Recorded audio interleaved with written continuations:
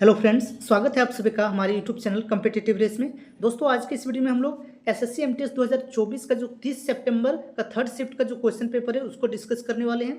इसमें दोस्तों जो जीके का क्वेश्चन है उसको हम लोग अभी डिस्कस कर रहे हैं। 25 क्वेश्चन है और ये मॉक टाइप से, तो आप भी देखिए कि आपका कितना सही हो रहा है। डिटेल सॉल्यूशन साथ में जो है मैं इसका आपका बताऊंगा। दोस्तों, ये इंग्लिश में है, क्वेश्चन जो इंग्लिश में, बट मैं हिंदी में भी पढ़ के सुना दूंगा और हिंदी में ही सारा चीज़ डिस्कस करूंगा।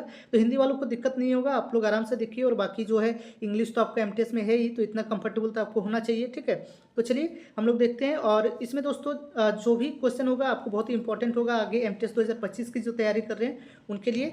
तो अगर आपको जो है ये पसंद आ रहा होगा वीडियो, तो आप लाइक कर दीजिएगा और कमेंट करके भी बताइएगा, ताकि मैं इसको जो आगे संबंधित क्वेश्चन है। पहला है, Jyotiba Phule belong from which state? Jyotiba Phule, तो इसमें ऑप्शन से महाराष्ट्र, तमिलनाडु, गुजरात या फिर कर्नाटक। तो इसमें दोस्तों आप लोग याद रखिएगा, ज्योतिबा फुले इन्होंने जो सत्यशोधक समाज की स्थापना की थी, एक संगठन है।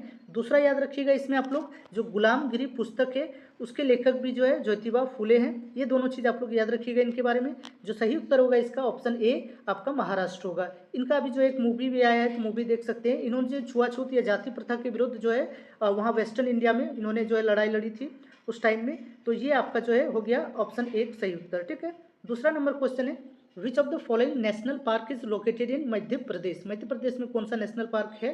नंदा देवी, पेरियार, बांधवगढ़ या फिर साइलेंट वैली? तो इसमें ऑप्शन में देखें तो नंदा देवी ये तो आपका उत्तराखंड में है, यूके में है। ठीक है, दूसरा पेरियार देखें तो ये केरला में है। आपका बांधवगढ़ जो है ये आपका मध्य प्रदेश में है। साइलेंट वैली देखें तो ये भी आपका जो है केरला में है। तो ये आपका जो है ऑप्शन इसका क्या सी सही उत्तर होगा, ऑप्शन सी बांधवगढ़ जो है मध्य प्रदेश में है। ये दूसरा नंबर का क्वेश्चन हो गया। तीसरा क्वेश्चन देखते हैं हम लोग। देखिए इसमें क्या कहा गया है, the first post independence national games were hosted by which of the following cities? तो इसका जो सही उत्तर होगा लखनऊ इसका सही उत्तर होगा। अगला प्रश्न अब हम लोग देखते हैं जो चौथा नंबर का है। ये भी बुक्स एंड ऑथर्स से है और ये जो है हिंदी से संबंधित बुक पूछा गया है। The famous Hindi novel Maila Anchal is written by, option है श्रीलाल शुक्ला, फणीश्वर नाथ रेणु, प्रेमचंद या फिर मृदुला गर्ग? तो इसका जो सही उत्तर होगा मेला आंचल किसका है? फणीश्वर नाथ रेणु। ऑप्शन दो इसका जो है सही उत्तर हो गया। अगला प्रश्न देखते हैं हम लोग। ये प्रश्न है आपका जो करंट अफेयर से थोड़ा रिलेटेड है, तो इसको देखिए। Who among the following personalities was the recipient of Lata Mangeshkar award for music 2021 presented by Madhya Pradesh government? Option से दर्शन रावल, कुमार सानू, उदित नारायण या फिर शान? तो इस प्रश्न का दोस्तों जो सही उत्तर होगा ऑप्शन दो कुमार सानू। इसमें आप लोग याद रखिएगा, लता मंगेशकर अवार्ड जो है कौन से राज्य द्वारा प्रदान किया जाता है? कौन से राज्य द्वारा? मध्य प्रदेश द्वारा प्रदान किया जाता है। तो इसको आपको याद रखना है। अगला प्रश्न देखते हैं, ये भी थोड़ा करंट अफेयर से ही है, बैक बहुत ज़्यादा पुराना करंट अफेयर्स पूछा गया है। Where was global technology summit 2022 held? तो उस टाइम 2024 में है, तो 2022 का पूछ रहे हैं। अब देखिए जयपुर में हो गया, बेंगलुरु, वाराणसी या फिर न्यू दिल्ली? तो इसका सही उत्तर होगा ऑप्शन 4 न्यू दिल्ली में जो है ये आयोजित हुआ था समिट। अगला प्रश्न देखिए, ये साइंस से है और थोड़ा सा इजी क्वेश्चन ही है ये। विच of the following is compound with chemical formula H2SO4? H2SO4 के बारे में, sulphuric acid, sulphurous acid, hydrogen sulphide या फिर नाइट्रिक एसिड? तो H2SO4 सल्फ्यूरिक एसिड होता है। ठीक है, नाइट्रिक एसिड हम लोग जानते हैं HNO3 होता है, हाइड्रोजन सल्फाइड होगा H2S। ठीक है, ये याद रखिएगा। नाइट्रिक एसिड जो है और हाइड्रोक्लोरिक अम्ल HCl, ये तीनों दोनों मिलाकर क्या बनता है? एक्वाराजिया या फिर जो है अम्लराज हिंदी में कहा जाता है, जो सोने को भी पिघला देता है। ठीक है, और एक याद रखिएगा जो H2SO4 होता है, H2SO4 कार की बैटरी में यूज किया जाता है। ठीक है, कार की बैटरी में कौन सा जो है एसिड यूज किया जाता है पूछा जाता है, तो ये होगा सल्फ्यूरिक एसिड। ठीक है, अगला प्रश्न देखते हैं हम लोग। ये प्रश्न है आपका, the Hindu temples Hinglaj Mata and Katasraj are located in which neighbouring country of India? तो नेपाल में या फिर पाकिस्तान में, श्रीलंका या फिर भूटान? तो इसका जो सही उत्तर होगा, ये दोनों जो मंदिर है हिंदू टेम्पल है ये आपका पाकिस्तान में है। ठीक है, तो ऑप्शन दो इसका सही उत्तर होगा। अब पाकिस्तान का तो नाम लेने का मन नहीं कर रहा है, बट लेना पड़ेगा। चलिए अगला प्रश्न देखते हैं। ये भी आपका जो करंट अफेयर से ही रिलेटेड मान लीजिए। On 27 October 2019 Dushyant Chautala took an oath as deputy chief minister of which of the following states? तो ये हरियाणा से संबंधित है। ठीक है, तो इसका सही उत्तर ऑप्शन दो होगा हरियाणा। तो ये थोड़ा सा ये क्वेश्चन ये सब मतलब डायरेक्टली बनता नहीं है, थोड़ा सा गलत होने का ज़्यादा चांसेस रहता है। बट आप अगर नाम जो पर्सनैलिटी याद रखिएगा तो आपको याद हो जाएगा। ठीक है, दुष्यंत चौटाला आप न्यूज़ में देखते ही होंगे, न्यूज़पेपर पढ़ते होंगे तो पता चल जाएगा। अगला भी जैसे आर्ट एंड कल्चर से है, ये आपका टेम्पल से संबंधित सवाल है। The Ganesh Ratha is one of the finest monolithic temples at, कहाँ पर ये स्थित है ये पूछ रहा है। गणेश रथ टेम्पल है महाबलीपुरम, कांचीपुरम, सारनाथ या फिर गंगईकोंड चोलपुरम। तो ये जो रथ मंदिर है दोस्तों आपका तमिलनाडु में है, ठीक है, तमिलनाडु में चोल काल में बना हुआ रथ मंदिर। और ये जो सही उत्तर होगा ऑप्शन 1 महाबलीपुरम। महाबलीपुरम के रथ मंदिर फेमस है, महाबलीपुरम के रथ मंदिर। और केवल गणेश रथ नहीं, यहाँ पर अर्जुन रथ और भी 5 रथ मंदिर यहाँ पर बनाया गया है। मोनोलिथिक यानी कि पत्थरों को काट कर जो है बनाया गया है, चोल काल में बनाया गया है, ठीक है। इसके बाद ये याद रख सकते हैं कांचीपुरम, ये भी तमिलनाडु में, कांचीपुरम की साड़ी जो है फेमस है, ठीक है। ये हो गया। सारनाथ तो आपका यूपी में है। अगला देखिए ये भी करंट अफेयर से संबंधित है, 2023 का करंट अफेयर्स यहाँ पर पूछा गया है। क्या है प्रश्न देखते हैं। Which country won the 4th Asian kho kho championship 2023 event in the men's category. India, south Korea, Iran या फिर इंडोनेशिया। तो इसका सही उत्तर होगा ऑप्शन 1 इंडिया, ठीक है। इंडिया ने जीता था ये खो खो चैंपियनशिप, इसलिए यहाँ पर जो है पूछा भी गया है। चलिए अगला देखिए, अगला यहाँ पर पूछा गया which of the following is an Indian folk dance. कौन सा इंडियन फोक डांस है। बिहू, सत्रिया, मोहिनीअट्टम, भारतनाट्यम। तो इसको देखना है अभी। तो देखिए तो दोस्तों यहाँ पर जो भी डांस है सभी डांस तो इंडिया का ही डांस है, लेकिन यहाँ पर क्या पूछा गया फोक डांस, ठीक है। तो इसका सही उत्तर होगा बिहू, जो कि असम से रिलेटेड, असम का डांस है। और यहाँ पर सत्रिया, मोहिनीअट्टम और भरतनाट्यम क्यों नहीं हुआ, क्योंकि ये जो तीनों है ये क्या है क्लासिकल डांस है, ठीक है। इनको क्लासिकल डांस का जो है दर्जा दिया गया भारत सरकार द्वारा। तो ये क्लासिकल डांस है, इसलिए जो है यहाँ पर पूछा गया इंडियन फोक डांस के बारे में। सत्रिया भी याद रखिएगा दोस्तों, सत्रिया भी असम का ही डांस है, ठीक है। असम का एक क्लासिकल डांस है और इसमें जो है सबसे फेमस है शंकर देव। शंकर देव ने ही जो है इस डांस को स्थापित किया था, तो शंकर देव का नाम याद रखिएगा, ठीक है। तो ये आपका जो है हो गया। बाकी मोहिनीअट्टम केरल का है, भरतनाट्यम जो है आपका तमिलनाडु का क्लासिकल डांस है। तो ये हो गया क्लासिकल डांस से संबंधित एक सवाल। अगला देखिए, ये पिछला जो सेट था उसमें हम लोगों ने डिस्कस किया था, उसमें भी इस तरीके का एक सवाल था। Identify the incorrect pair of cropping season and related crop from the following, ठीक है। तो रबी सीजन में व्हीट उपजाया जाता है, गेहूं, एकदम सही है ये, ठीक है। खरीफ में सोयाबीन, तो ये भी सही है।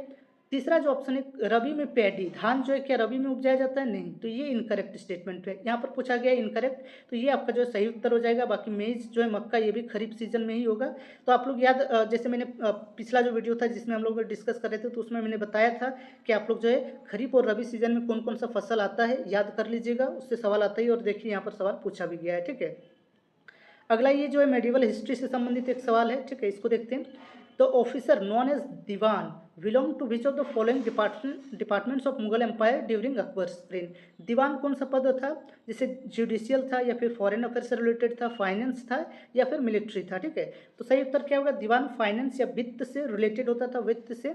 और मिलिट्री में देखें तो मीर बख्शी होता था, ठीक है, मीर बख्शी कहा जाता था, जो आपका फाइनेंस ये मिलिट्री से रिलेटेड होता था, जबकि फाइनेंस से रिलेटेड दीवान होता था। अकबर के बारे में यहाँ पर पूछा गया है। इतना हो गया। अगला सवाल देखते हैं, ये आपका साइंस से रिलेटेड है। साइंस से 2-3 क्वेश्चन मतलब है ही, हर शिफ्ट में देखेंगे तो। The average separation between the sun and earth in terms of light years is 8.311 minutes. Here minutes indicates, ठीक है, मिनट्स किसको इंडिकेट कर रहा है, वेलोसिटी, स्पीड, टाइम या फिर डिस्टेंस। तो यहाँ पर देखिए दोस्तों, लाइट ईयर्स हम लोग जानते हैं, जो लाइट ईयर्स होता है वो किसका यूनिट है या फिर किसका मात्रक है। लाइट यूनिट जो है दूरी का मात्रक होता है। प्रकाश वर्ष किसका मात्रक है, दूरी का। इसलिए यहाँ पर जो सही उत्तर होगा डिस्टेंस होगा, ठीक है। मिनट्स लग रहा होगा, ये टाइम होगा, बट टाइम यहाँ पर नहीं होगा। मतलब जो सूर्य है और पृथ्वी के बीच कितना दूरी है वो 8.311 मिनट्स हम लोग बोल रहे हैं, बट ये क्या है, दूरी है, ठीक है, डिस्टेंस है। इसलिए मिनट्स जो यहाँ पर समय नहीं होके डिस्टेंस होगा। और ये भी याद रखिएगा लाइट ईयर्स जो है वो किसका यूनिट है, प्रकाश वर्ष, वो है दूरी का, ठीक है। तो ये प्रश्न हो गया साइंस से। ये थोड़ा सा आपको जो ट्रिकी क्वेश्चन था आपको फंसाने के लिए, तो इसको करना था। अगला देखिए, ये फेस्टिवल से पूछा गया है। कौन सा फेस्टिवल है, वहदीन खलम फेस्टिवल जो है कौन से राज्य में सेलिब्रेट किया जाता है। तो ये आपका जो है दोनों ये आप चूज कर सकते हैं, मणिपुर या मेघालय, ये नॉर्थ ईस्ट से है। तो इसका जो सही उत्तर होगा आपका मेघालय होगा, ठीक है। वहदीन खलम फेस्टिवल मेघालय में सेलिब्रेट किया जाता है। और इसमें जो है क्या होता है दोस्तों कि छत में जाकर, छत में चढ़कर जो बांस होता है, बेम्बू होता है, उसको पीटते हैं वहाँ पर। इविल जो स्पिरिट से या भूत प्रेत को भगाने के लिए इसको माना जाता है। तो ये आपका जो है हो गया ये क्वेश्चन, ठीक है, फेस्टिवल से रिलेटेड ये क्वेश्चन है। अगला देखते हैं हम लोग, ये देखिए पॉलिटी से क्वेश्चन आ गया। और आया तो कहाँ से आया, फंडामेंटल ड्यूटीज, जो सबसे इंपॉर्टेंट टॉपिक, जो कि मैंने अपना जो है जीके के स्ट्रेटजी में भी बताया था, और हर बार जो मैं डिस्कस भी करता हूँ कि एक क्वेश्चन रहता ही है।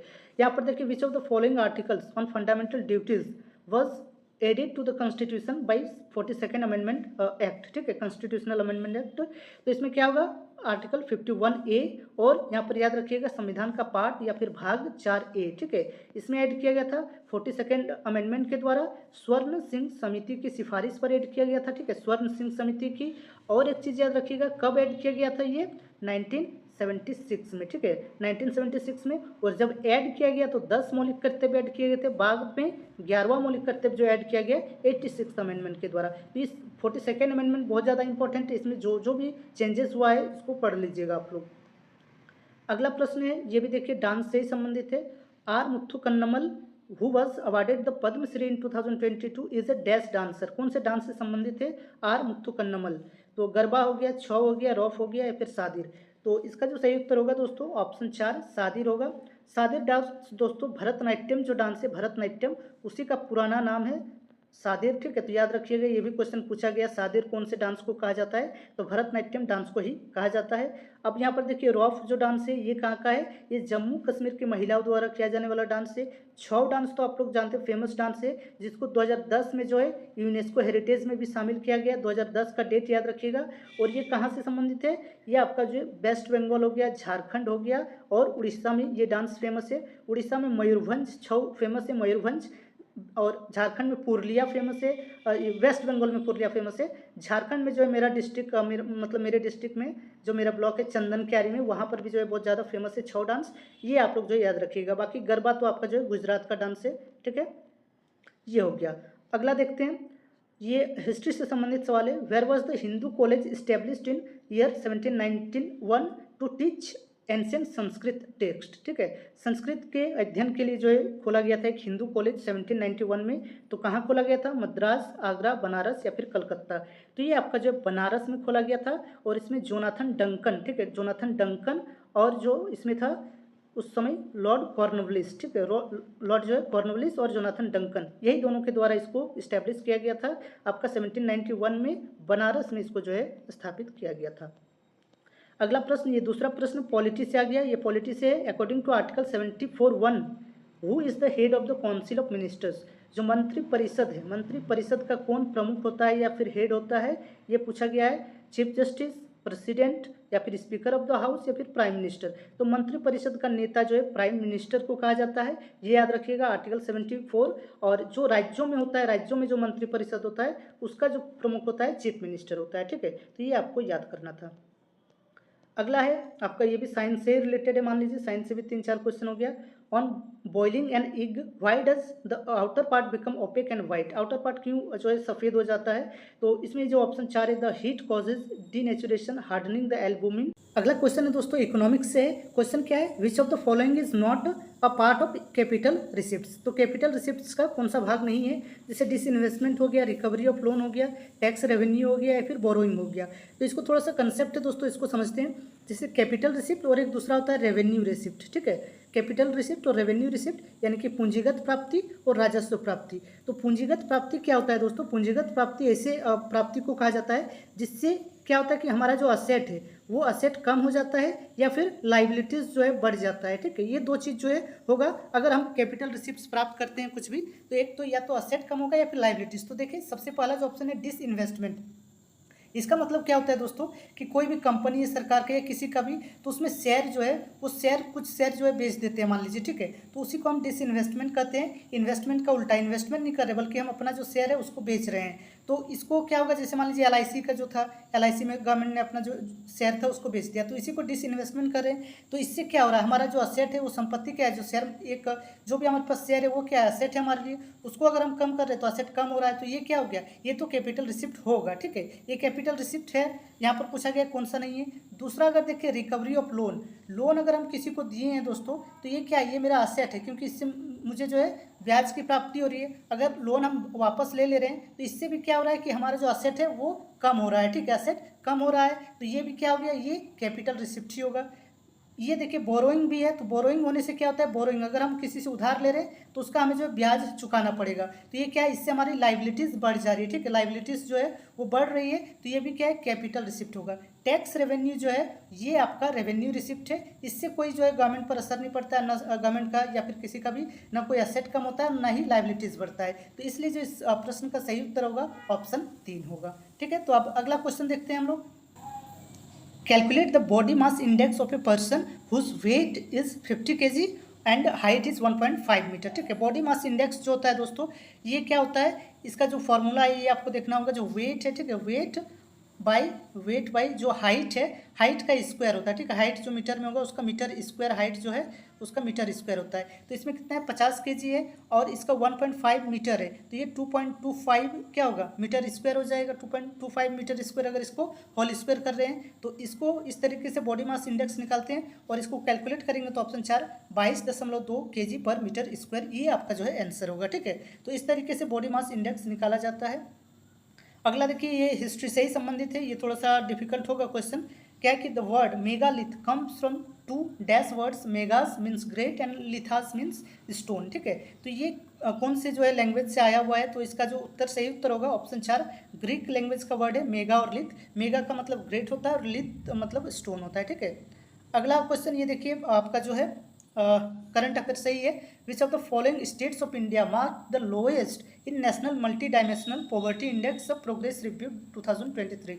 ये जहाँ तक मुझे पता है नीति आयोग के द्वारा जो है निकाला जाने वाला एक इंडेक्स है जो मल्टी डायमेंशनल पॉवर्टी इंडेक्स है। तो इसमें सबसे जो लोएस्ट है केरला है, यानी कि सबसे अच्छा परफॉर्म केरला ने किया है, तो ये इसका जो है सही उत्तर हो गया। तो ये टोटल जो दोस्तों हमने 25 क्वेश्चन डिस्कस कर लिया। वीडियो कैसा लग रहा है दोस्तों कमेंट करके जरूर बताइएगा और ये बहुत ही हेल्पफुल होगा आपके लिए। देख लीजिए ये जो सीरीज अगर आप कंटिन्यूसली फॉलो करते हैं तो एमटीएस 2025 में जीके में बहुत ज़्यादा आपको जो है हेल्प होने वाला है, ठीक है। तो चलिए दोस्तों फिर मिलते हैं अगले वीडियो में, तब तक के लिए आप सभी का धन्यवाद।